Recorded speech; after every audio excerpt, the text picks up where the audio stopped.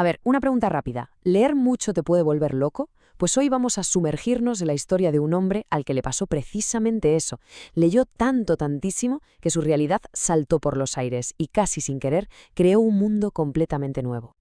Vaya lío de frase, ¿verdad? Pues este trabalenguas es nuestra puerta de entrada a la mente de Don Quijote. Es como escuchar el crack de una razón que se está rompiendo, aplastada por el peso de todos esos libros y fantasías que tanto le gustaban. Y aquí está la pregunta del millón.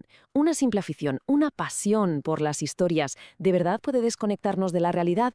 Pues para un hidalgo de la Mancha la respuesta no solo fue un sí rotundo, sino que además lo cambió absolutamente todo. Pero vamos a ver, antes de ser el famoso caballero de los molinos y los gigantes, ¿quién era este hombre? Pues era Alonso Quijano, un tipo de campo aparentemente normal. Bueno, normal hasta que una ficción se le fue completamente de las manos.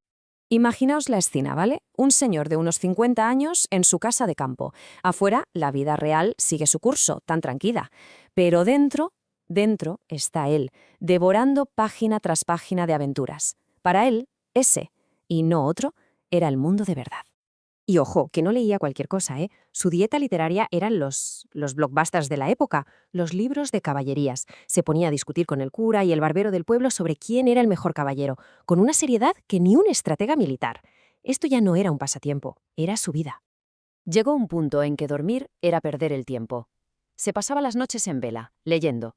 Y los días, igual. Poco a poco, el mundo real, el de verdad, se iba borrando, sustituido por un desfile sin fin de batallas, damiselas en apuros y gigantes. Y claro, esto tenía que acabar mal. Cervantes lo describe de una forma casi médica, muy brutal. Nos dice que de tanto leer y tan poco dormir, se le secó el cerebro. O sea, que perdió el juicio, punto. La ficción le había ganado la partida a la realidad, ya no había vuelta atrás. Vale, entonces, ¿qué haces cuando tu mente ha borrado por completo el mundo real y lo ha sustituido por pura fantasía? ¿Te vienes abajo? Pues Alonso Quijano no. Él hace algo mucho más radical. Decide construirse una identidad nueva desde cero. Y fijaos bien en las palabras que usa el libro. Le pareció convenible y necesario. O sea, no era un capricho, no era una locura pasajera.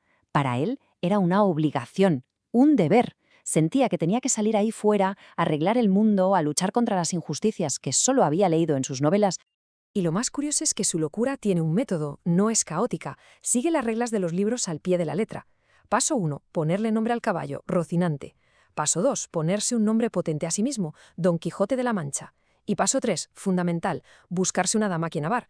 Porque claro, lo había leído 1000 veces, un caballero sin amor es como un árbol sin hojas, no es nadie. Y con este nuevo yo ya montado, Don Quijote se lanza al mundo. Pero claro, no se lanza al mundo real, se lanza al mundo que su cerebro proyecta encima de la realidad. Y aquí es donde empieza el verdadero espectáculo. Se encuentra una venta de mala muerte, de esas de camino, polvorienta, humilde. ¿Pero qué ve él? Él ve un castillo, un señor castillo, con sus torres, su foso, todo el pack. Y por supuesto, si hay un castillo, tiene que haber un señor del castillo, ¿no? Pues el posadero, que seguramente estaría hasta el gorro de trabajar, para Don Quijote no es un simple ventero, no. Es el noble señor castellano, el alcaide de la fortaleza. Y el remate final, las mozas que trabajaban allí, para él, son hermosas princesas. Y esto es clave para entender su locura, ¿eh? Es esa capacidad de proyectar nobleza y belleza donde los demás solo ven, pues, la cruda realidad. Y con estas palabras se presenta el tío. Ya no queda ni rastro de Alonso Quijano. El personaje se lo ha comido por completo. Su identidad ahora es, básicamente, un manual de caballerías andante. Vive y respira la ficción que él mismo ha creado. Pero esperad que la cosa se complica todavía más, porque el juego de realidad contra ficción no se queda solo en el personaje. El propio autor, Miguel de Cervantes, decide meterse en el ajo. Resulta que en el prólogo, Cervantes cuenta que un amigo le da un consejo. Le dice: «Oye, si tu libro es un poco soso, no pasa nada. Invéntate las fuentes, falsifica unos poemas y di que son de gente muy importante para darle prestigio». Vamos, un fake it till you make it en toda regla, pero del siglo XVII. Y nos da toda una lista de trucos. Invéntate sonetos, mete frases en latín y di que son de Horacio. Sácate de la manga una lista de autores falsos para parecer más listo. Es una burla total a cómo se escribían los libros en esa época. Nos está diciendo, que los escritores también creamos ficciones, igual que mi personaje loco. Y aquí está la genialidad del asunto. El libro entero es una crítica, un ataque a los libros que volvieron loco a Don Quijote. Es la pescadilla que se muerde la cola.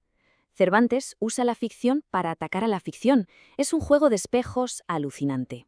Entonces, ¿a dónde nos lleva toda esta locura, la del Quijote y la del propio Cervantes? Pues a una paradoja buenísima, a un fracaso que en realidad fue el mayor de los éxitos. Dentro del propio libro, un personaje de ficción, Amadís de Gaula, le dedica un poema a otro personaje de ficción, Don Quijote.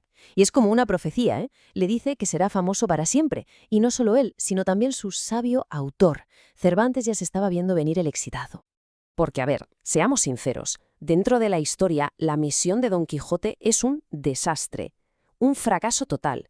No restaura ningún orden de caballería, le dan palos por todos lados, se ríen de él, vamos, un cuadro. Pero ahí está la gran ironía. Fracasó como caballero andante, sí, pero como personaje triunfó a lo grande, para siempre. Su locura no cambió el mundo de su época, pero la historia de esa locura, esa historia sí que ha moldeado el nuestro durante más de 400 años, una ficción inmortal. Y con esto llegamos al final, la historia de este hombre que se perdió entre las páginas de los libros. Es que no puede ser más actual, ¿verdad? Vivimos bombardeados por historias, por ficciones, por realidades alternativas. Así que la pregunta, 4 siglos más tarde, sigue ahí, flotando en el aire. ¿Dónde ponemos la línea entre lo que nos cuentan y lo que es real?